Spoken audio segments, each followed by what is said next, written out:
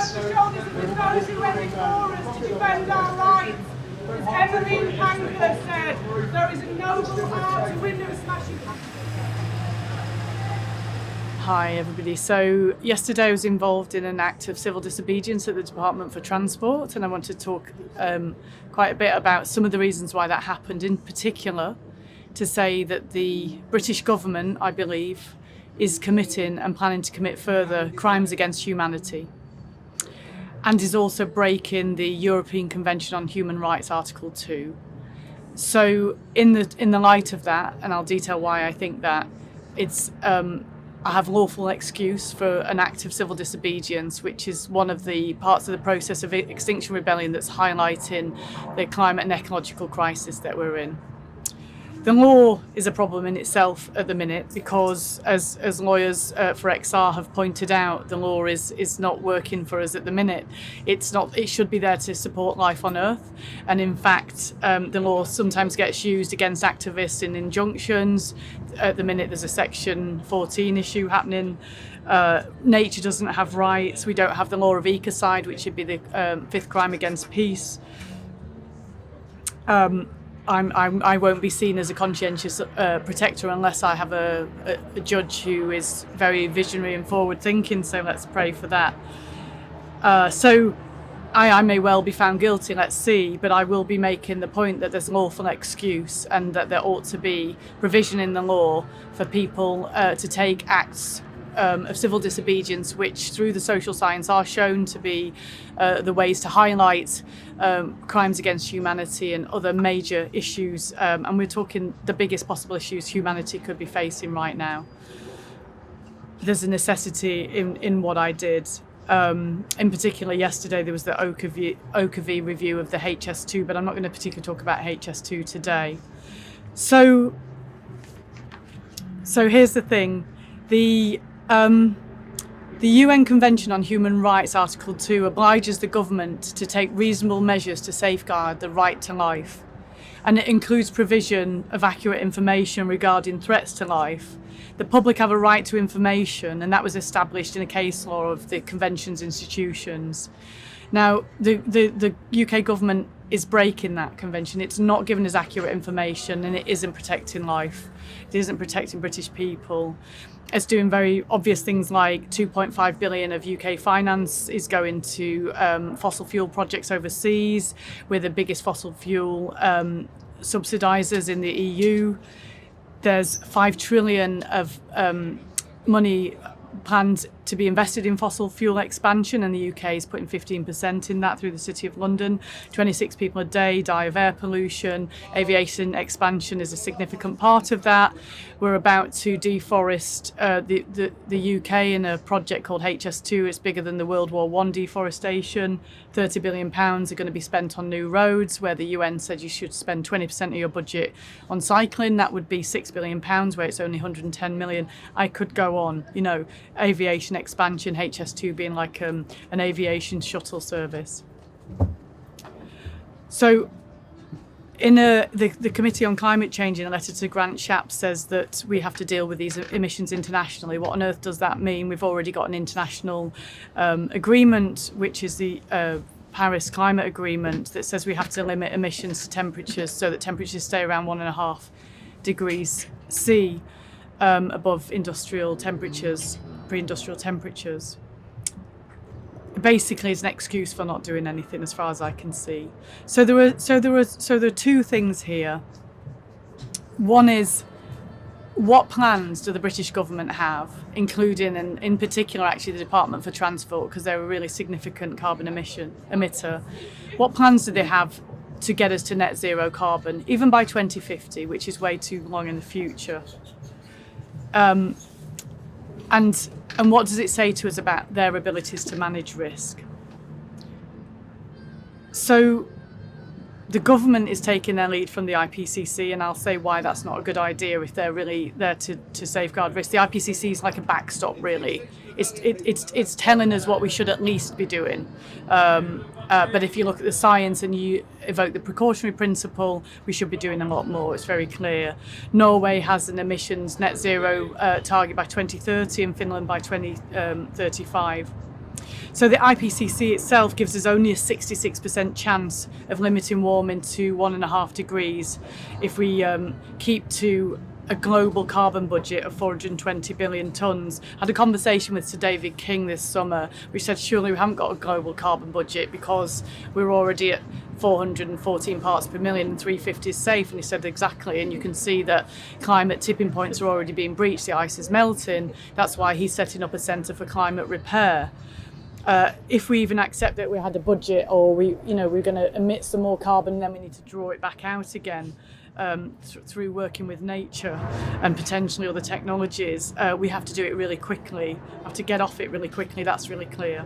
But if you accept this idea that there's some carbon budget, then the UK would have a proportionate budget of that. You could argue 2.9 billion tonnes, but that wouldn't be fair, and it wouldn't keep us to Paris 4.1 agreement, which is about being fair to countries that are still developing and developing their economies. And the UK is historically the 5th largest emitter of carbon dioxide. So 2.5 billion tonnes would be more fair, according to Professor Tim Jackson, who's the Professor of Sustainable Development at the University of Surrey. So basically, if you have a later target, you have to cut emissions faster. The emissions are falling in the UK by only 1.5% per annum since 2010. At this rate, our budget, within this global carbon budget that we sort of don't really have, but if we accept we do, that would be run out by 2023, so in 4 years' time. If they reduce emissions linearly, then we'll have till 2025, which is what XR is saying, let's aim for them, to get to net zero. Now, for this 2050 target, it's longer, you'd actually need a 24% reduction in emissions annually. So you have to go from 1.5% emissions to 24%. So that needs a plan. What are the Department for Transport doing? They're planning to do things that create more emissions, more pollution, and biodiversity loss by cutting down forests for HS2, 108 different woodlands. So that's the first thing. There is no plan, there's no credible plan, and the UN Secretary General said we should be turning things around by 2020. That's not happening. Now, the next point to make is that climate science is actually problematically conservative. In 2013, in a science paper, in the leading journal called Science, Naomi Oreskes said that we're erring on the side of least drama, and that this is probably causing us to underpredict and downplay risk. There was in 2018 a really significant report called What Lies Beneath the Understatement of Existential Risk in Climate Science, and that was forwarded by a preeminent climate scientist, Professor Shellnuber, who said that we were reaching the end game, and the very existence of our civilization was at threat. It's led Dr. Wolfgang Knorr to say the whole of the climate science profession has let down humanity. So essentially, there's something that we're not looking at properly in the climate science, and what it is tipping points. The IPCC doesn't look properly at tipping points. It did come out with a paper this autumn that I'll talk about in a moment. So here are the actual risks that we've got before us. I think said best by Professor Jem Bendel, whose paper's had over 500,000 downloads. It's the most downloaded academic paper on climate change. So there's essentially 3 different types of risk. The first one is social collapse that Jem sees as inevitable and coming soon. Others might say you can't definitely say it's happening, but I'll just talk about why that is very likely to happen. It's to do with the pressures on our economy. So our economy runs what's called a just-in-time inventory system. Everything's done by clockwork. It's all stretched. It's like a really stretched elastic band. There is no stretch left in it. Now that works in a really stable climate system, potentially, and that was called the Holocene, the stable climate system. We're not there anymore. We're in the Anthropocene. And so any stress on that system, it snaps. That's the point. And the stress on the system are weather-related events. So the USA has lost almost 2% of GDP in these disasters, floods, hurricanes and forest fires. That's from Joseph Stiglitz, who's a Nobel laureate economist. And to think about food security in the UK, we haven't looked at that for 10 years in this country. So there was a paper, I think it's called Thinking the Unthinkable. It was in 2016. It demonstrated that government and business leaders are unwilling or unable to contemplate catastrophic risk.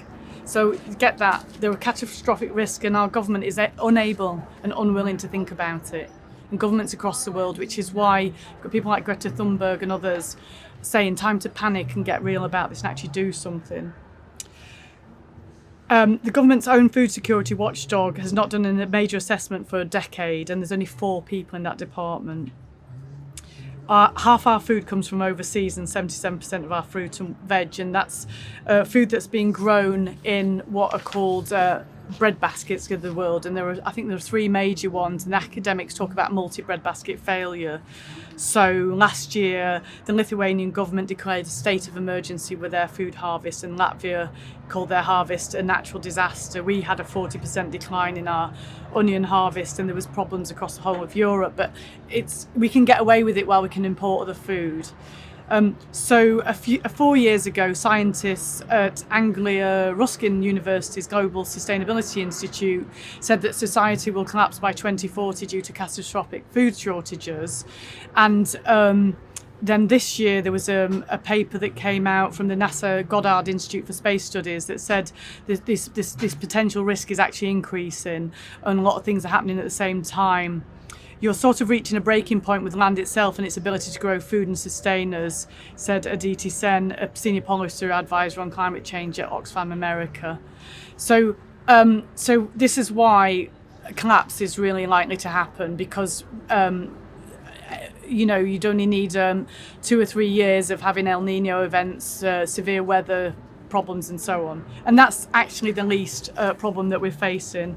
And when societies collapse, let's remember what that actually means. That means wars over scarce resources. In times of war, there's mass rape, there's famine, there's fascism. It's beyond who wants to think about that? But we have to, because that's what we're heading towards. Now, if we carry on as a business as usual emission, which is what we are, the next risk we have is immense loss of human life. The IPCC report in 2014 said we were heading between 3.7 and 4.8 degrees. 2008 UK Committee on Climate Change said 4 degrees C. If we heat to that amount is potentially beyond our ability to adapt. Professor Kevin Anderson from the Tyndall Centre said it's incompatible with organised community and beyond adaptation. And Jonas Rockström from the Potsdam Institute in an interview this year said it's difficult to see how we could accommodate 1 billion people or even half of that. That implies a death of 7 billion people. So actually when Roger said on Hard Talk 6 billion, he was potentially understating it. So massive loss of human life is the trajectory that we're on right now, which is why I'm saying that the UK government is committing and planning to commit further crimes against humanity, because its policies right now is committing us to that. What they're banking on is something called BECCS, biofuel, energy and carbon capture and storage. So the idea that we can suck carbon out of the atmosphere, but we do that later. So somehow we're leaving for our children sucking carbon out of the atmosphere. Unfortunately, with climate systems, they have feedback loops and they have tipping points. So once they've tipped into a different state, then you can suck the carbon out, but you've already got a massive problem. You've already got further heating that's coming. So this was written about in the Trajectories of Earth System in the Anthropocene, Stefan et al., in July 2018. It was also called the Hothouse Earth paper. And what that's basically about is that you get feedbacks where this could even happen at 2 degrees C. And this is feedbacks that are caused by things like the melting of the ice caps, the burning of the Amazon, and the melting of permafrost and so on, the boreal forests. Now, the 2019 IPCC on Oceans and Cryosphere says that sea levels are continuing to rise at an increased rate. They always say whatever they said before they got wrong, and the models now say it's worse than it was before. That tends to be the way with the IPCC, because as I said, it's a conservative science process. It's understating the science. It's not bad because it tells us where the consensus is, but with precautionary principle, what you need to look at is the big risks, the fat tails they're called. So they're saying that the sea level events that used to happen once a century are going to happen once a year at least, and that the permafrost will melt. 25% will melt at 2 degrees C, and up to 70% if we're carry on with business as usual. Now that is a big release of methane, and that's the worst greenhouse gas. So that's one of the tipping points being breached. And that is the mechanism that Penn et al. Talk about when they're referring to the Permian mass extinction, when 97% of all life died. And one of the models in the IPCC, they're called representative concentration pathways. I'm just giving you a bit of jargon here, folks, but it's just like, this is all in the science, right? It's not some like mad thing that people are coming out with.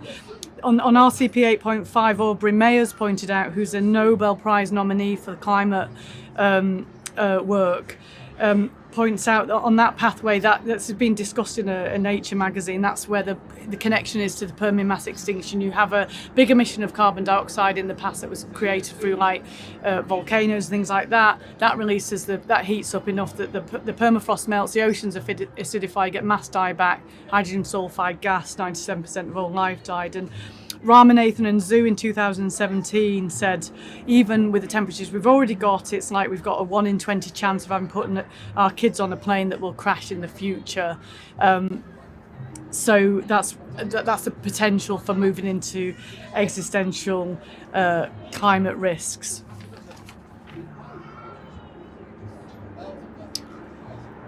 So, what to do? You know, what clearly needs to happen is a massive rapid transition, and there are people like the Rapid Transition Alliance who've worked out some of the pathways, some of the people that work with them that we could do. And as you know, Extinction Rebellion doesn't say do this thing or that thing, but it's pretty clear it would be like a wartime economy, and that's no bad thing. It doesn't mean we'll be in a war. We've actually been in war with nature, and what we'll be doing now is like repairing the harm that we've done. We might use some technologies. That's got to be decided. People need to look at them and decide together, and that's why we want a citizens' assembly to look at it, which would be representative of all British demographics. But it would be a time when we'd be back in our communities, cleaning up our rivers and putting our energies there. But that won't happen until the government really starts to tell people the truth, and it's not. So it's breaking the UN Convention on Human Rights, Article 2, and it's keeping us on a pathway which is going to see the deaths of billions of people. It's crimes against humanity. And the only way that I know from what I've read to raise an alarm is to take mass civil disobedience. I feel like singing the If I Had a Hammer song. I'd hammer in the morning, I'd hammer in the evening, all over this land. I'd hammer out danger, I'd hammer out a warning, I'd hammer out the love between our brothers and our sisters. And that's what we're doing in Extinction Rebellion, is trying to raise that alarm so that we can move into a state of repair.